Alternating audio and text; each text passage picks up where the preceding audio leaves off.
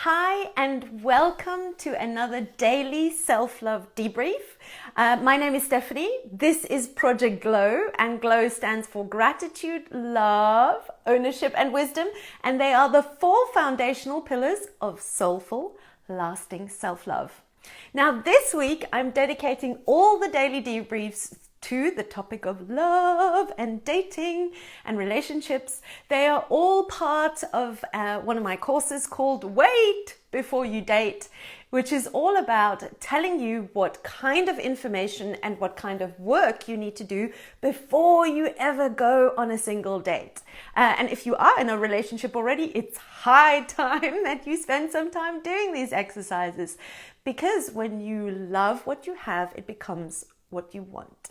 All right, are you ready? Today's topic is all about the 5 things you need to know about yourself before you even ever set foot on a date. And that is because dating is designed for you to know yourself exceptionally well and then go and filter and kind of like get to know the other person and see if there's a match between you guys. Now, you can't really make any kind of a decision or say, hey, you know, this is a good idea if you don't know anything about yourself. So these are the 5 things I recommend to anyone to do before they go on a date, because a lot of the dating industry is all focused on, you know, what you look like, what you wear, how you go on a date, where you go on a date, what online dating platform.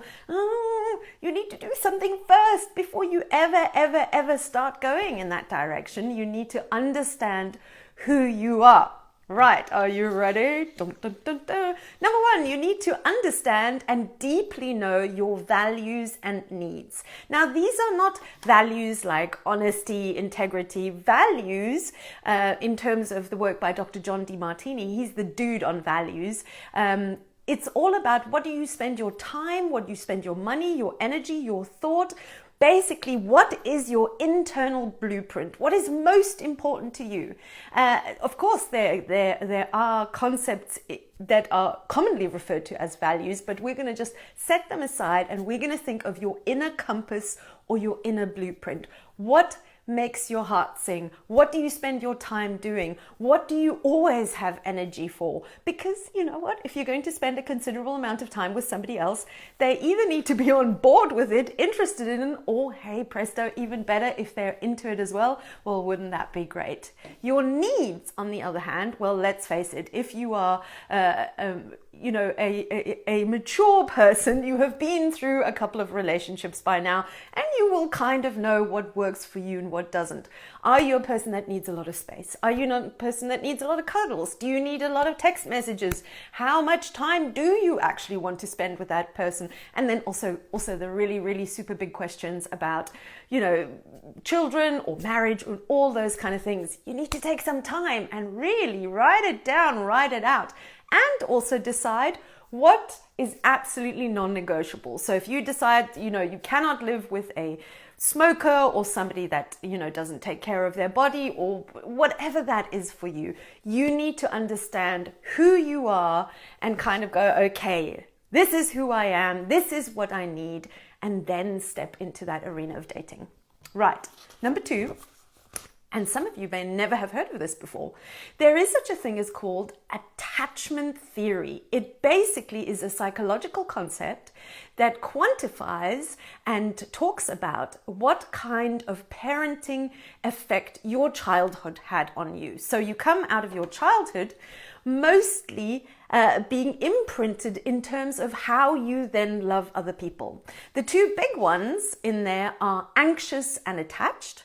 Anxious people, I'm not going to go into the details of how it happens. You can read that up. I'm going to put a book link in the comments below. Amazing book. It's called Attached by Levine and Heller. It's absolutely amazing if you want to know more about attachment theory. But basically, you are either anxiously attached or avoidantly attached. The anxious person feels better when they are closer, more together, more time together, more spent in communication. And the anxious person wants to be in a relationship as well, but they're more like, oh no, this is a bit suffocating, I'm not so sure. Generally, you will find that an anxious person always attracts an avoidant person, because that's actually the universe in top form. Because what the anxious person has, the attached avoidant person needs, and vice versa. So where the anxious person is closer and wants more, they're really good at communication and empathy and connection. The avoidant person is generally better at independence and really concentrating on their own life and their contribution and their service to the world. Neither one is better than the other. They both have something to give each other. If you want to know more about that concept, watch the video tomorrow where I go into the key foundational elements of the spiritual purpose of relationships. Right, so number 1, needs and values. Number 2, are you anxious or are you an avoidant? And that doesn't mean that one is better than the other, but you need to know that about yourself. Number 3 is your love language. Oh my goodness, this is so beautiful. If you haven't ever learned anything about love languages, put it in your Google and absolutely be blown away, because it turns out that every single human being has a different way of expressing their love. There can be words, hugs, acts of service. There are in total 5 of them. And there's an online test. I'll put the link in the comments below. And then you can test yourself and your partner. Don't stop there. Do your children, your friends, everybody that you know of. Because most of us, what we do is we express love the way that we like to get it. And so sometimes, actually quite often, you find in a relationship, one person wants to show love with words, the other person with hugs. And guess what happens? Ships in the night. You completely miss each other. You need to understand what your love language is and what your partner's love language is, that you can actually request it in your language and also give it in a way that is actually received and that it actually gets there. I love love languages. If you do the test, tell me in the comments below what yours are. My top one is definitely words. You can tell I love words. Okay. Number 4, you need to be really, really clear on your childhood wounding. And it's not if you have a childhood wounding, you will have a childhood wounding, the inner wounded child. That either means something happened in your life with your parents or something on the outside like bullies. Maybe there was an illness, maybe there was poverty, maybe there was some other big trauma. The reason why childhood trauma is so relevant for dating is because that is what we seek to fulfill in relationships. Our mind says, okay, I'm going to get into this relationship with that person to fulfill this pain that I have. The problem is that no outside person can heal your pain. No outside person can complete you.